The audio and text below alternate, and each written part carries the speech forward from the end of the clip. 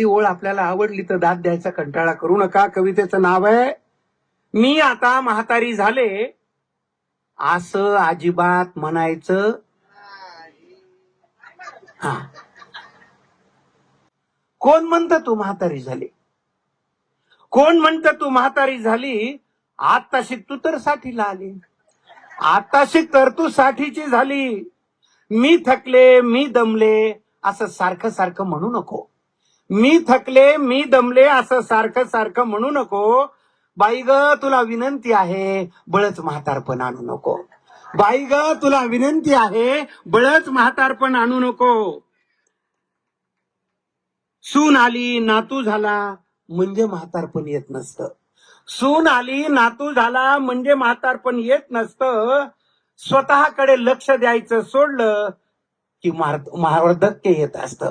स्वतःकडे लक्ष द्यायचं सोडलं की वार्धक्य येत असतं. डाय कर नको कर हा तुझा व्यक्तिगत प्रश्न आहे. डाय कर नको करू हा तुझा व्यक्तिगत प्रश्न आहे. नीट नेटकं टापटीप राहा एवढंच आमचं म्हणणं आहे. नीट नेटकं टापटीप राहा एवढंच आमचं म्हणणं आहे. बैलाला झुली घातल्यासारखे गबाळे ड्रेस घालू नको. बैलाला झुली घातल्यासारखे गबाळे ड्रेस घालू नको. उगीच आधर आधर जीव गेल्यासारखं चालू नको. उगीच आधर आधर जीव गेल्यासारखं चालू नको.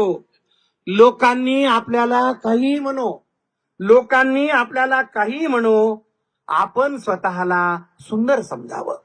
लोकांनी आपल्याला काहीही म्हणो, आपण स्वतःला सुंदर समजावं. रिटायर झालं, साठी आली तरी रोमॅन्टिक गाणं गावं. रिटायर झालं, साठी आली तरी रोमॅन्टिक गाणं गावं. पोथ्या पुराण जप तप याला आमचा विरोधच नाही.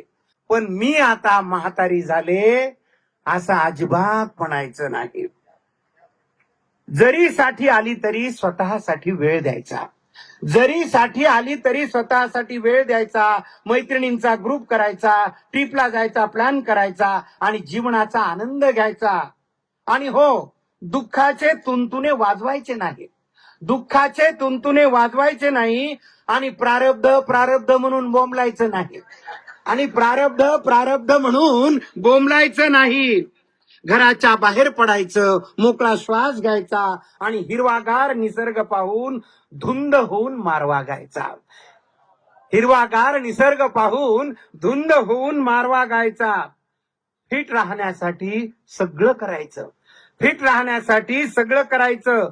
हलकासा व्यायाम, योगा, थोडा morning walk, facial, massage, steam bath सगळं सगळं करायचं. सगळं सगळं करायचं. 60व्या वर्षी फॅशन करू नये असं कुणी सांगितलं? 60व्या वर्षी फॅशन करू नये असं कुणी सांगितलं? Palazzo, one piece, jegging, T shirt सगळं घालायचं. Palazzo, one piece, jegging, T shirt सगळं घालायचं. आणि गळम्यासारखं नाही, मस्त आयटीत चालायचं. आणि गळम्यासारखं नाही, मस्त आयटीत चालायचं. नको बाबा लोक काय म्हणतील. अरे म्हणली का पुन्हा लोक काय म्हणतील? मग ट्रिपला काय नऊवारी लुगडं आणि तिकटा मिठाचा वास येणाऱ्या मेनचट साड्या घालून जाणार का? मग ट्रिपला काय तिकटा मिठाचा वास येणाऱ्या मेनचट साड्या घालून जाणार का? अगं बाई, जगाची फिकीर करायची नाही. हे फक्त माझ्या बायकोला म्हणणं नाही, सगळ्या भगिनींसाठी. अगं बाई, जगाची फिकीर करायची नाही आणि म्हातारी झाले असं अजिबात म्हणायचं नाही. हे सगळं तू का करायचं? कविता कशासाठी लिहिली त्या ओळी आता इथून पुढे सुरू होतात. त्या 4-5 ओळी आहेत. हे बाकीची भाकड कथा जाऊ द्या, ती लक्षात ठेवली काय न ठेवली काय. पण हे सगळं तू का करायचंस ते नीट समजून घे. कारण तू घराचा आधार आहेस, कुटुंबाचा कणा आहेस. कारण तू घराचा आधार आहेस, कुटुंबाचा कणा आहेस.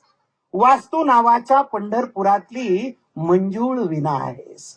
वास्तू नावाच्या पंढरपुरातली मंजुळ विना आहेस. तुझं शारीरिक आणि मानसिक आरोग्य उत्तम राहिलं, तुझं शारीरिक आणि मानसिक आरोग्य उत्तम राहिलं तरच घर आनंदी राहणार आहे. देवघरात दिवा लागून स्वयंपाकघरात अन्नपूर्णा येणार आहे. देवघरात दिवा लागून स्वयंपाकघरात अन्नपूर्णा येणार आहे. घराघरात संस्काराचा सडा आणि चैतन्याचा झरा वाहण्यासाठी, घराघरात संस्काराचा सडा आणि चैतन्याचा झरा वाहण्यासाठी तुझं मन प्रसन्न असणं खूप गरजेचं आहे. तुझं मन प्रसन्न असणं खूप गरजेचं आहे.